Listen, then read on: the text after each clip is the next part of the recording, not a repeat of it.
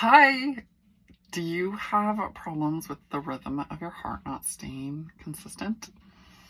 Dr. Amanda Lynn here. I specialize with Marfan syndrome and connective tissue disorders, and I've had quite a bit of training and from thousands of patients I've walked through cardiovascular concerns.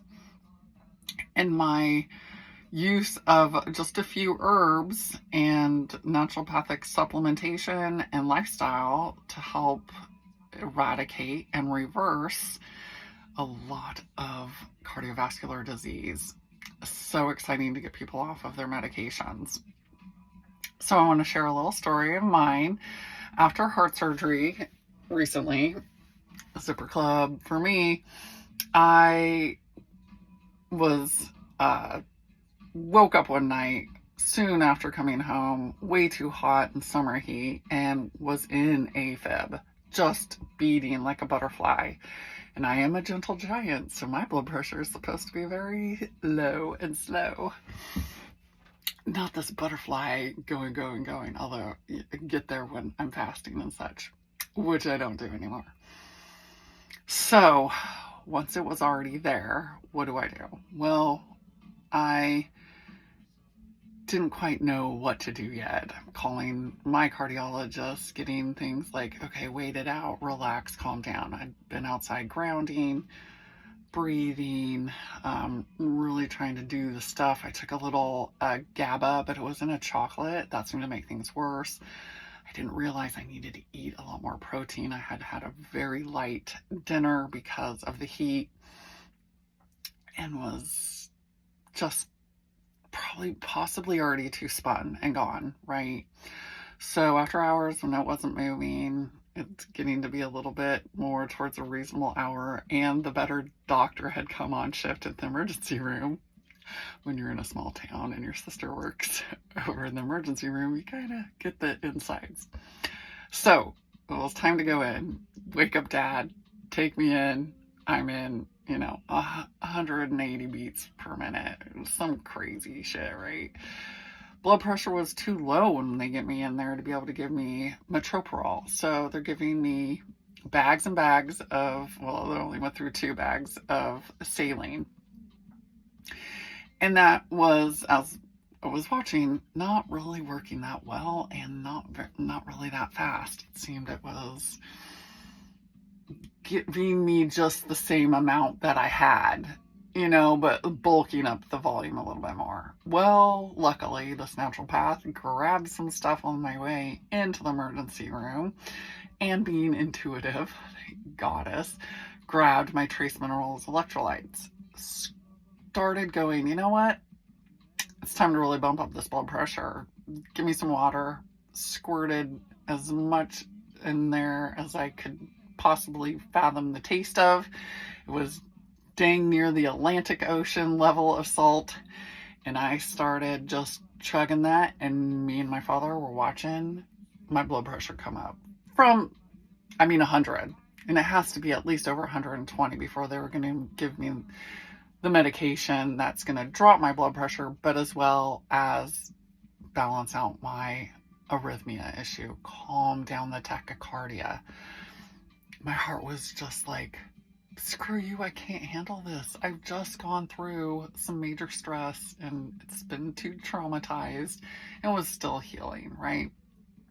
So, understandable, go in to the emergency room, get this finally under control, get the blood pressure up so I can take the metroprolol that'll drop me down, even me out.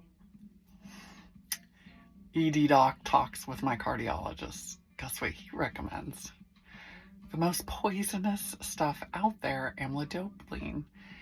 Amlodipine is probably utilized quite a bit and found to be helpful because of the iodine content in it. Now, what does the iodine do? Iodine tells the thyroid, hey, girlfriend, wake up. You're in charge of all this, remember? And then she can come in and go, oh yeah, let me calm down these catecholamines, things that's getting you excited, and help even this out. So taking it on a daily basis, that seems to be one of the main reasons it works. I've had numerous conversations with pharmacists about that. And unfortunately, there is some other things in that drug that are labeled poison. And it is far, I was joking with the ED doctor when him and the cardiologist had agreed that I needed to go on that. And I was like, oh, would you like to give me the rundown of the side effects? And he starts laughing. He's like, we don't got that kind of time. My dad goes, picks it up at the pharmacist. The pharmacist is like, so, after she stops this, it'll still take a few years for her to detox out all the poison from all the organ systems it goes to and affects. And he's like, so he barely hands it over to me. He's like, I don't know if you want to take this. This is what the pharmacist says. And I'm like, I know, I'm not going to take it. Don't worry. It didn't even work for me anyway. We have no idea if it would work. Right, it could throw my heart off even worse. I knew I had great iodine status. Yes, I'm perimenopausal, but that doesn't mean that I'm like all the other women. I am damn anal about making sure my thyroid is top notch. And my iodine intake is way up there, like a Japanese woman's diet, especially when us on the West Coast have to still deal with Fukushima radiation, and we're close enough to they're gonna restart up the one up above the Columbia again. Oh boy. So another subject, but I'd love to help out with iodine upkeep. So trace minerals and keeping your electrolytes in is a really great idea, especially if you've been sweating and hot and it's hot around. Like after this sauna session, I should go do a good glass of water with a little squirt of my trace minerals. Love that company. I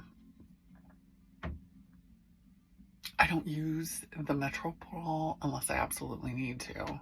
My blood pressure is way too high and I'm just not going to get it down. I've only had to do it a couple of times since, and I'm about 13 weeks out from surgery. So that is my experience. I am not giving anybody advice. I'm just letting you know other ways. Unless you're my patient, then I can help you. Hold your hand on right through it. Other thing is glucose needs to be stable. Protein needs to be stable. You have to make sure you're hitting those protein markers that you need throughout the day. High amounts, 40 grams a meal would be awesome, especially if you're working out. You might need more. Anyway, I need 120 to 170 grams of protein for me, but I'm a 6'4" woman. I say on the lower end because I'm starting to get back into working out because, yay, my sternum is healed and I can pick up things again, even though I've been doing it. But I kind of healed up my sternum, I think, a little quicker with my herbs. So, talking about my herbs, then I would say fourth thing, because first is electrolytes, glucose, sugar. Don't do it. Don't do stimulants. Just keep off the poison as best as you can. Your system's just too sensitive to it. And sustaining protein levels. Don't go fasting. Fasting can throw your heart into afib pretty fast if it's especially low volume on your blood or something like that.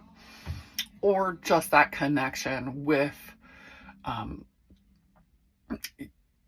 how you're eating and what's in your blood, and is it giving you nutrients that you need, or are you dropping down so low that now your adrenals are kicking in cortisol, or if you're really drained, like I see a lot of people now, it's going into adrenaline, and so that will kick you up. So some cases are going to be a little more complicated. We're going to have to calm down cortisol and epinephrine on you, but this is for somebody who's not 100% adrenal fatigued. I'm just a little bit, especially post-surgery. Getting back on my glandulars now that I realized my herbs had licorice in it, thanks to my doctor, Dr. Julie, for catching that. My adaptogens had a little licorice in it, which could take my blood pressure up a little bit. I was noticing it's hanging a little high, but that is normal after surgery, but I don't want to mess with it. Although it does help cortisone, which is kind of nice for pain. So I probably needed it. I intuitively take things, so I don't worry too much if I knowing that I needed it. So the fourth thing, Hawthorne berry. God, she's such a blessing. She really made a big difference to help me get my heart back so it's not so raw and freaking out so easily on every little thing. I can bring in a little bit of some of these stimulants here and there. Join somebody for a chocolate. Chocolate's very stimulating. It's the sugar and the methylxanthines, and it's just one of my favorite healers. So I'm glad to be able to bring that back in. Decaf coffee and little things here and there, but it's really nice to go, no, I'm just going to stay a little more pure and keep my heart healthy, even though I feel like she can handle a lot more now. But we're going to have it be things like cardiovascular exercise, right, to push it. Well, if this was helpful for you, if you've got issues with your heart rhythm going out, love to consult with you further and help individualize a care case for you. But these are great tips to get started with. Please share, like, and hit any questions below. Awesome. Good to see you all. Take care. Happy hearts.